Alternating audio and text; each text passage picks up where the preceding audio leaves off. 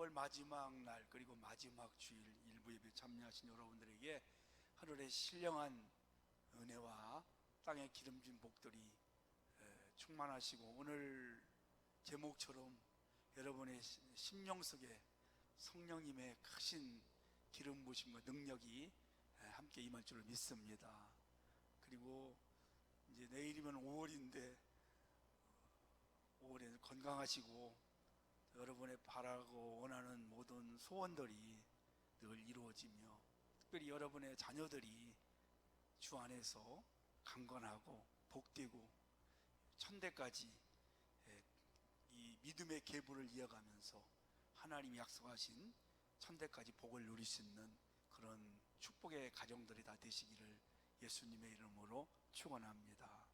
서로를 위해서 한번 우리 인사하고 축복해 볼까요? 이렇게 한번 했으면 좋겠습니다. 우리는 예수 안에 한 가족입니다. 이렇게 한번 하겠습니다. 우리는 예수 안에 한 가족입니다. 그리고 한 번 더 하겠습니다. 사랑하고 축복합니다. 하나님의 자녀들에게는 하나님이 책임져 주시고 또 큰 은혜들이 결국 임하게 되는 것입니다. 1년 중에서 가장 좋은 계절을 지금 보내고 있습니다. 덥지도 춥지도 않죠. 그리고 산천에는 초목이 아주 푸르게 그냥 아주 지금 막 뒤덮여 있고, 어디를 가도 다양한 꽃들이, 아름다운 꽃들이 만발해서 얼마나 좋은 계절인지 몰라요. 나들이 하기도 좋고 여행하기도 제일 좋은 계절인 것 같습니다. 하나님이 우리나라에만 주신 특별한 저는 은혜라고 생각을 합니다. 이 봄에 사랑하는 여러분들 마음에 기쁨과 평안함과 감사가 주님 때문에 넘쳐나시기를 다시 한번 간절히 소망합니다. 어떤 초등학교에서 이제 방학을 맞이해 가지고 아이들에게 숙제를 내줬습니다. 숙제가 뭐냐면 매일같이 일기를 쓰는 거예요. 그리고 이제 방학이 끝나고 아이들이 낸 일기장을 선생님이 하나하나 전부 점검을 하고, 마지막에 뭐 합니까? 검짤 하나 딱 찍어주잖아요. 그리고 뭐 요즘에는 또 칭찬한다고 참 잘했어요 이렇게 이제 글자도 써주고 그러는데, 다 아이들이 썼는데 한 아이는 일기를 하루도 안 쓴 거예요. 그래서 이름만, 일기장에다가 이름만 쓰고 다 공란인 거예요. 그래서 선생님이 너무 이상해가지고 이 아이를 불러다가 물어봤어요. 너 왜 일기를 하루도 안 썼니? 그랬더니 이 아이가 뭐라고 대답한 줄 아세요? 선생님, 바쁠 때는 쓸 시간이 없었어요. 그리고 아무것도 안 한 날은 쓸 내용이 없었어요. 그래서 못 썼어요. 말이 돼요, 여러분? 자, 여러분, 그런 것 같습니다. 우리가 성경에도 보니까 예수님께서 매일 우리 기도해라, 쉬지 말고 기도해라, 하나님 이렇게 말씀을 하시잖아요. 근데 어떻게 우리가 살아가요? 바쁠 때는 기도할 시간이 없고, 특별한 일이 없을 때는 기도할 내용이 없고, 그래서 우리가 기도를 못하고 그냥 하루하루 살아간다, 이렇게 말들을 합니다. 우리는 정말 기도하기가 어려운 그런 시대를 지금 살아가고 있습니다. 기도가 어려워진 이유가 한 두 가지가 있는데요. 첫째는 바쁘기 때문에. 내가 일을 해야지 기도만 하면 되겠느냐, 기도할 시간에 내가 일을 해야 돼, 그래서 못하는 것이고, 또 하나는 기도한다고 뭐 달라지나, 그런 마음이 있기 때문에 기도가 점점 약해지고 있다는 것입니다. 그런데요, 미국의 한 신앙 갤럽 연구소에서 한 1000명 정도를 대상으로 조사를 한번 해봤어요. 당신의 삶에 지금 어려운 일이 와 있다면 무엇부터 하겠습니까? 그랬더니 거의 다 기도부터 하겠습니다, 그렇게 대답을 했다는 겁니다. 바쁘고 기도한다고 별거 없다 할지라도 그래도 우리 마음속에 기도하고자 하는 마음은 다 있다는 것이 참 어찌 생각하면 긍정적이라고 볼 수가 있는 것입니다. 오늘 본문의 내용이 바로 그런 겁니다. 10절 말씀이 오늘 핵심 말씀인데요, 여기 보니까 이렇게 기록되어 있어요. 내가 다윗의 집과 예루살렘 주민에게 은총과 간구하는 심령을 부어주리니, 이렇게 말하고 있습니다. 은총이라는 말은 우리가 지난주일날 함께 나누었어요. 하나님께서 우리 믿음의 사람들에게 주시는 특별한 은혜, 거저 주시는 것, 조건 없이 주시는 것이 하나님의 은혜입니다. 두 가지가 있다고 했잖아요. 하나는 일반적인 은총, 오늘 날씨가 얼마나 좋아요. 햇빛 나니까 좋죠. 물론 비 올 때도 좋겠지만 해 나니까 너무 좋은 거예요. 이 햇빛 없으면 우리 못 살아요. 적절하게 비를 내려주시잖아요. 이것저것 하나님이 우리들에게 그냥 주시는 모든 것들, 이거는 안 믿는 사람이나 믿는 사람이나 모두에게 주시는 보편적인 그런 은혜, 이거 우리가 돈 달라고 하는 거 아니지 않습니까? 그냥 거저 갖는 거 아니겠어요? 누구에게나 다 할렐루야, 특별한 은총이 있습니다. 믿음의 사람들에게만 주시는 거, 구원의 역사, 이건 하나님의 특별한 사람에게만 이루어 주시는 겁니다. 기도 응답, 특별한 사람에게, 하나님의 백성에게만 주시는 응답이, 천국, 이런 것, 여러분, 이 특별한 은총 아닙니까? 하나님이 특별한 은총을 지금 이스라엘 백성들에게, 자, 구약의 이스라엘 백성들 하면 신약의 우리 성도들로 보면 됩니다. 우리들에게 주셨어요. 그리고 오늘 본문에 또 보니까 뭐라고 합니까? 은총과 두 번째는 간구하는 심령을 부어주리니, 아멘.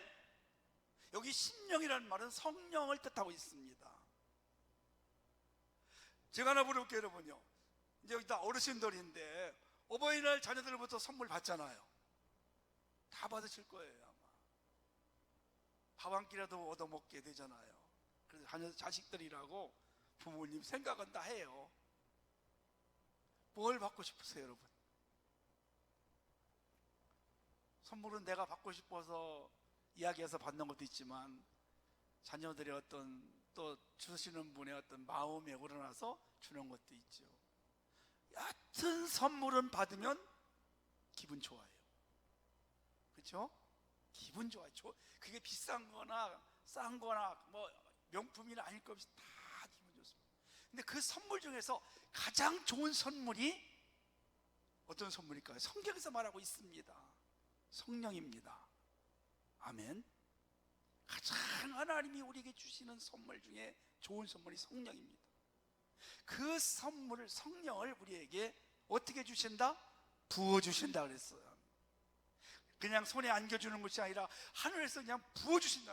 요 말씀은요, 소낙비가 오듯이 우리에게 부어주신다는 것입니다. 여러분, 이 좋은 계절에 하늘로부터 우리 자녀들에게 어버이날 좋은 선물도 받는 것도 감사할 일이지만, 하늘로부터 여러분들에게 좋은 선물, 성령 받기를 주의 이름으로 축원합니다. 이 성령에 대해서 할 얘기가 참 많죠.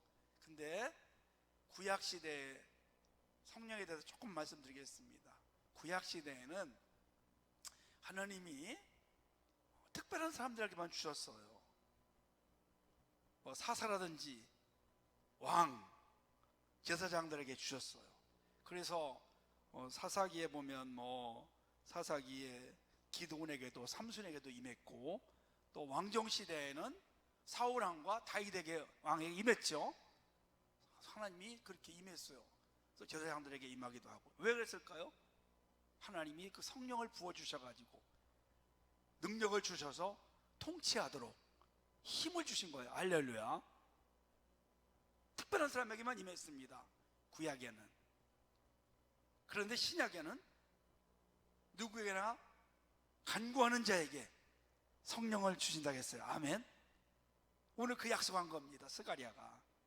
여러분, 이 스가랴가 이제 이렇게 간구하는 심령이 부어준다고 했는데, 이 스가랴 말고 요엘 선지자가도 한번 이야기를 했어요.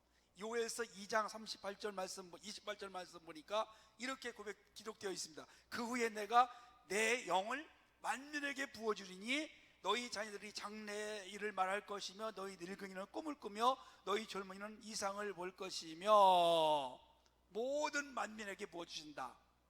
요엘 선지자가.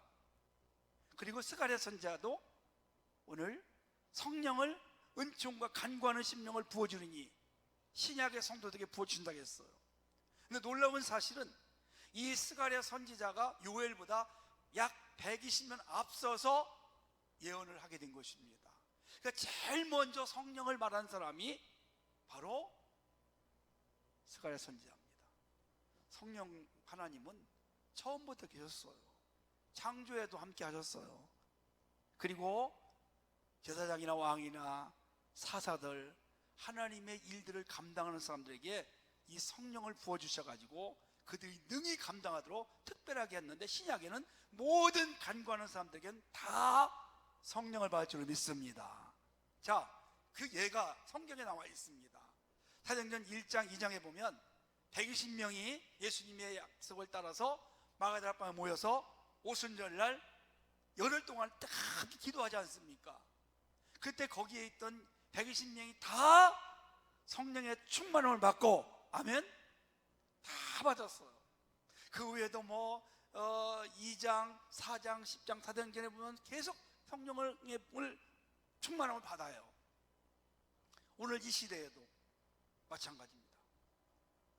성령을 받고. 우리 교회도 한동안, 지금은 조금 약해져서 코로나 때문에 약해졌지만 한동안 우리 교회에도 많이 임했어요.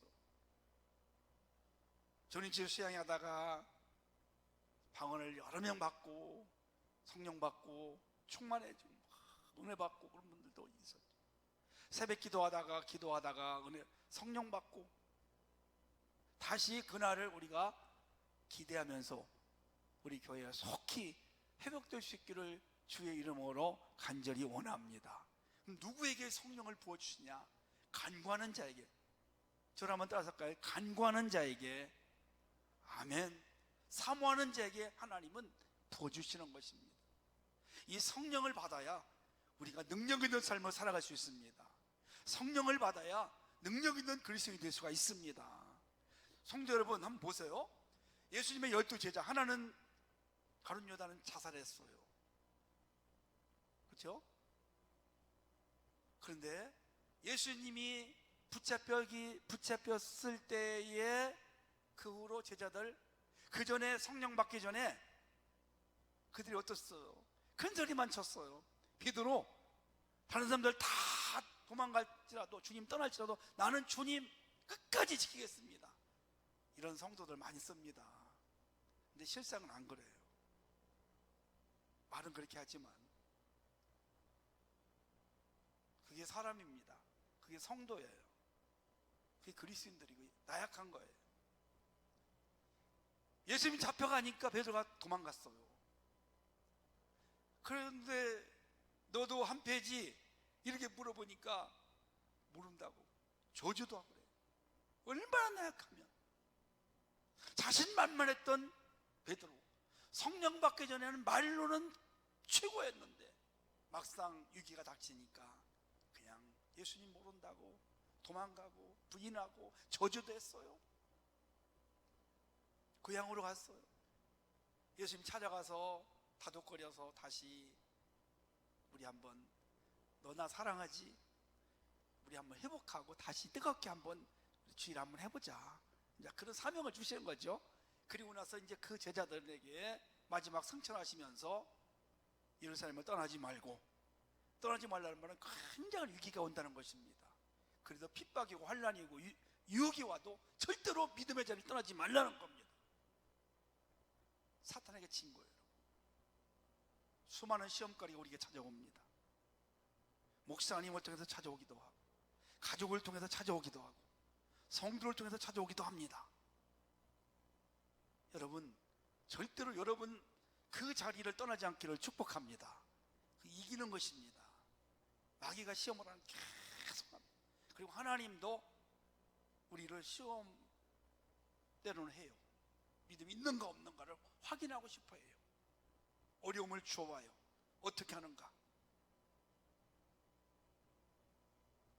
그래서 끝까지 지키는 사람이 있는가 하면 그 자리를 떠나는 사람이 있는가, 주저하는 사람이 있는가, 세상으로 가는 사람이 있는가, 저주하는 사람이 있는가 하면 별 사람 다 있습니다. 여러분, 그 예수님의 말씀에 베드로를 비롯한 제자들과 120명이 마가다락방에 모였어요. 거기서 뭘 했어요? 성도로 간구했잖아요. 열흘간 다 함께 성령 받기 위해서 간구하고 기도해요. 성령이 임합니다. 다 성령의 충만함을 받고, 아멘. 그리고 여러분 어떻게 되었어요? 베드로가 2장 38절 말씀을, 사도행전 2장 33절 말씀을 이렇게 말합니다. 하나님이 오른손으로 예수를 높이심에 그가 약속하신 성령을 아버지께 받아서 너희가 보고 듣는 이것을 부어주셨느니라. 아멘. 그때부터 베드로의 삶이 달라지잖아요. 다 함께 예수를 전합니다. 십자가 부활을 전합니다. 다른 거 하지 않았어요. 그랬더니 여러분 어떤 일이 일어났어요? 그 전에 비겁했던, 나약했던 베드로가 예수님을 죽인 유대인들 앞에 설교를 하는 거예요.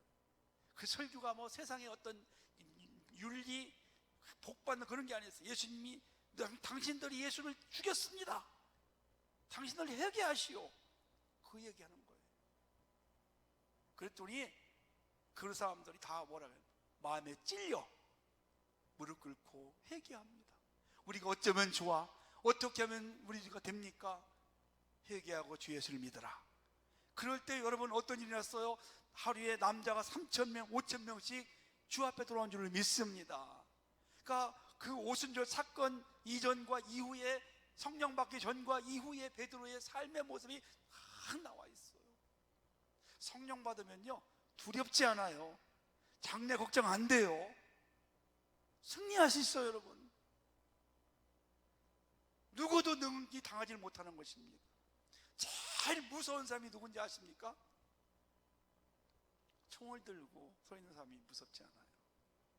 여러분, 그렇다면 왜 순교하신 분들이 그렇게 당당하게 찬송거리면서 순교를 당할 수 있을까요? 제일 무서운 사람은, 제일 능력 있는 사람, 마귀가 제일 무서운 사람이 누구냐? 기도하는 사람입니다. 기도하는 사람은 아무도 건들 수가 없습니다. 성령 받은 사람, 강한 사람, 성령, 권능, 능력, 디나미스란 말인데요, 다이너마이트가 폭파하듯이 그런 권세를 하나님이 주시겠다는 것입니다. 그래서 간구하는 자에게 부어주신다. 제가 아까 말씀드린 것처럼 하늘에서 소낙비가 오듯이 막 부어주시는 거예요. 제가 여러분에게 고백할 게 하나 있습니다. 저는 마음이 좀 그래도 여리고 착하다고 사람들이 그렇게 얘기를 하는데, 한 3년 동안 참 편안했어요. 코로나 때문에 어떻게 할 수가 없었으니까. 그게 3년이라는 1년도 아니고 3년이 가다 보니까 제 자신이 많이 영적으로 약해지고 어디 가서 은혜 받을 만한 것도 없었어요. 집회를 못 하니까 함부로, 사람들도 모이지도 않고.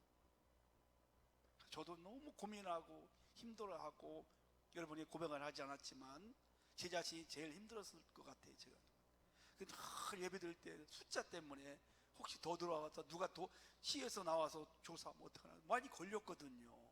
그런 힘든 일이, 이게 한 3년이. 그래서 이게 갑자기 회복하려니까 잘 안 돼요. 근데 요즘에 제 마음속에 이제 다시 기도하라는 막 그런 마음이 오기 시작해요. 여러분, 이 성전을 건축하기 전에 제가 하늘산 기도원을 갔었어요. 가끔 갔었거든요. 그 산에서 기도하는데 마음에 감동이 오는 거예요. 40일 기도해라, 40일 철야해라, 이 막 오는 거예요. 성령의 감동이 온 거예요. 그래서 제가 저 순종을 잘 하거든요. 그래도 착하니까 안 하면 하나님 내 맞을까봐 그냥. 그래서 요 옛날 건축하고 요 옆에 이렇게 문 하나 있었는데 거기 제정실이 있었고 있었어요.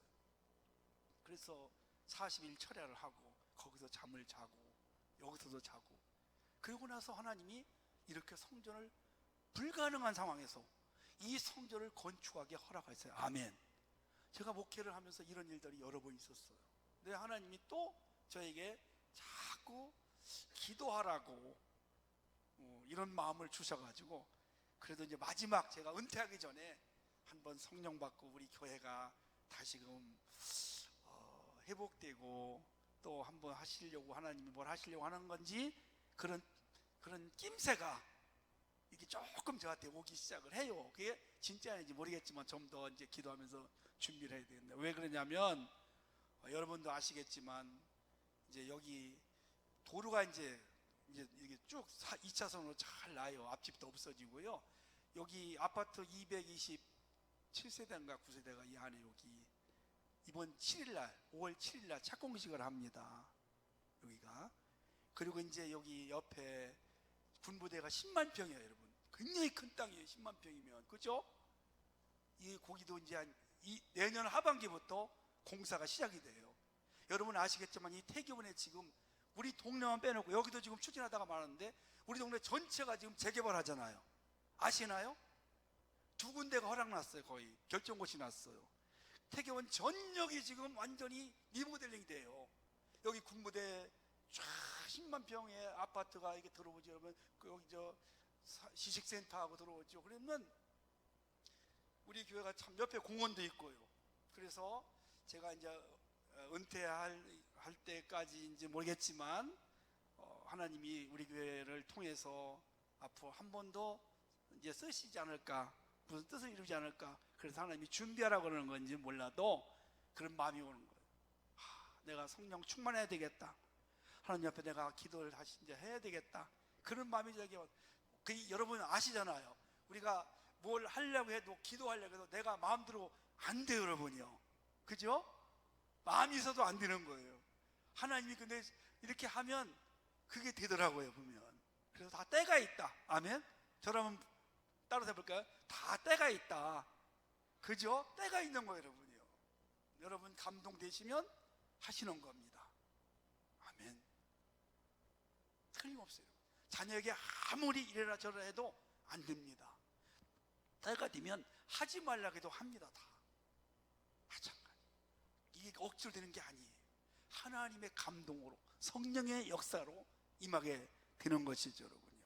그래서 우리는 이 성령님을 의지하지 않고는, 이분을 떠나서는 절대로 신앙생활할 수가 없어요. 자, 여러분, 성령님은 우리에게 충만한 능력도 주시지만 우리 구원과도 관계가 있어요, 여러분요. 성령이 아니고서는 예수님을 나의 구주, 아멘, 예라고 할 수가 없다고 했어요, 성경에요. 그래서 구원의 역사를 이루시는 분이 성령이에요, 여러분. 구원의 역사. 그래서 성령님은 예수님을 알게 하시고 믿게 하시고 회개해서 하나님의 자녀로 거듭나게 하는 것입니다. 이거를 우리는 성령 세례라고 합니다. 그러면 또 성령 충만은 뭐냐? 제가 지금까지 말씀드린 겁니다. 우리가 성령 세례는 일생에 한 번입니다. 성령 충만은 계속해서 받아야 됩니다. 능력을 받아야 되는 거죠. 그거는 어떻게 할까요? 기도로 받는 것입니다. 아멘. 기도에는 다른 방법이 없습니다. 여러분 가정에서 청소기 쓰잖아요. 청소기를 한참 쓰고 나면 이 충전이 다 끝나죠. 방전이 되잖아요. 그럼 어떻게 할까요? 그냥 놔뒀다가 쓰면 안 돌아가요, 여러분. 그러면 다시 전기를 꽂아가지고 충전을 시키죠. 이 똑같은 거죠. 성령 충만이 그렇습니다. 성령 충만할 수가 없어요. 점점 약해지면 다시 충만함을 받아가지고 다시 기도에 뜨겁게 해서 다시 받고 힘있는 능력 있는 삶을 살아가는 것이죠. 이런 삶이 우리가 있을 때 승리할 수 있는 삶이죠. 사도 바울이 이런 정말 힘든 말을 했어요. 마음에서 두 가지가 싸운대요. 마음에 두 가지가 싸워요. 예를 들어가지고 어떤 분이 회사 퇴근을 했어요. 야, 오늘은 아내가 된장국 맛있게 저녁에 끓여주니까 내가 빨리 가야겠다. 근데 한 동료가 그러는 거예요. 선배님, 오늘 집에 일찍 들어가지 말고 저하고 한잔 합시다. 갈등이 오는 거예요. 근데 성령 충만하면 집으로 돌아와요. 내가 약하면 그리 가는 겁니다. 다 싸운대요. 내가 성령이 충만하면 죄를 이길 수 있고 승리할 수 있고 담대할 수 있어요. 내가 약하면 세상에 끌려가는 거예요. 여러분, 이해가 되십니까? 사랑하는 성도 여러분, 우리 교회가 정말 뜨거워지고 우리 성도님 한 사람들에게 성령의 능력이 하늘의 소낙비 같이 여러분에게 부어지기를 주의 이름으로 간절히 축복합니다. 기도에는 세 가지가 있다고 그래요. 첫째는 필요에 의한 기도, 두 번째는 교제에 의한 기도, 세 번째는 능력 있는 기도예요. 필요한 기도는 다 할 수 있어야 돼요. 우리 예수님이 가르쳐 주셨어요. 주기도문, 예수님이 가르쳐 주신 기도가 주기도문입니다. 거기 보면 일용할 양식을 주옵시고, 우리가 살아가는데 의식주가 꼭 필요해요. 하나님께 구하는 것입니다. 아멘. 구하셔야 돼요, 성도 여러분. 체면이 있어서 내가 누군데, 아닙니다. 저도 늘 구하고 있습니다. 의식주 구하는 겁니다. 교제, 하나님과 영적인 교제가 필요하잖아요. 성도와 성령으로 교제가 필요해요. 아멘. 서로 그 다음에 사도행전에 보니까 능력 있는 기도가 있어요. 바로 오순절을 막아다 봤던 성령의 능력, 이걸 가져야 우리가 정말 능력 있는 그리스도로 살아갈 수가 있다는 것입니다. 나약한 그리스도가 아니에요. 사랑하는 여러분, 성도가 많은 그런 것보다 소수가 모였어도 성령으로 무장된 교회가 더 힘있고 능력이 있습니다. 어떤 위기가 오면 확 흩어지지만 성령으로 무장되고 충만한 성도들은 절대로 넘어지지 않아요. 흩어지지 않아요. 오히려 싸워 담대하게 승리를 하는 것입니다. 사람이 많고 적음이 아니에요. 누가 하나님의 손에 붙잡혔느냐, 누가 성령으로 충만하냐에 달려 있는 것을 볼 수 있습니다. 미국의 최고 전도자전 무디입니다. 100만 명을 인도했어요. 그는 얼마나 성령을 받고 살았느냐. 너무 성령의 권능을 주시니까 어느 날 그렇게 기도했대요. 하나님이 이제 그만 좀 주세요. 그만 주세요. 그분이 하는 게 아니에요. 성령의 권능을 받으니까 그 사람들이 그 설교를 듣고 돌아오는 거예요. 여러분, 설교는요, 여러분 여기 설교 한번 해보실래요? 제가 다리 내드릴게요. 성령의 권능이 없으면 못해요. 못하는 겁니다. 아무나 하는 게 아닙니다. 그러니까 못한다고 너무 그렇게 그러지 마세요, 여러분. 저는 내가 생각할 때 그걸 너무 잘하는 거예요. 지금 제가 여기서 이렇게 하는 게 신기해요. 제가요, 하나님이 붙잡아 주셔서 그런 겁니다. 아멘. 근데 이 무디는 하나님의 성령이 붙잡고 있는 거예요. 독점하는 거예요. 그 사람에게 특별히. 우리는 무엇보다도 이 성령의 충만한 능력을 가지고 날마다 신앙생활에서 승리하는 삶을 살기를 축복합니다. 제가 이 사람 이야기만 하고 마치겠습니다. 미국의 부시 전 대통령이 있었습니다. 아버지도 대통령이고 아들도 대통령이었어요. 근데 아들이 대통령 부시가 40살까지 어떤 삶을 살았냐? 방탕한 삶을 살았어요. 방탕하고 마약했어요. 아버지 친구가 빌리 그레이엄 목사였습니다. 그 빌리 그레이엄 목사님을 찾아가가지고 우리 아들이 지금 마약하고 방탕한 나이가 40입니다. 그랬더니 이 빌리 그레이엄 목사님 모든 걸 제쳐놓고 집에 와서 이 아들에게 성경 말씀을 가르치고 기도하고 성령을 위해서 막 하게. 그때 성령이 임했어요. 그리고 변화가 시작이 돼요. 거듭나요. 그리고 하나님을 만났어요. 그리고 정신을 차리고 열심히 일을 하고 공부를 했어요. 그리고 대통령이 되었어요. 할렐루야. 그런 사람입니다. 성령 하나님은 넘치는 역사를 일으키십니다. 여러분, 지금 내 마음이 나약해져 있습니까? 불안합니까? 걱정이 있습니까? 모든 것이 막혀 있습니까? 오늘 간구하는 자에게 성령을 부어주리니, 성령이 임하면 다 떨리는 것입니다. 혈이 떨리지 다 떨립니다. 우리 모두가 다 성령 충만함 받고 승리하는 여러분 되시기를 주의 이름으로 축원합니다. 우리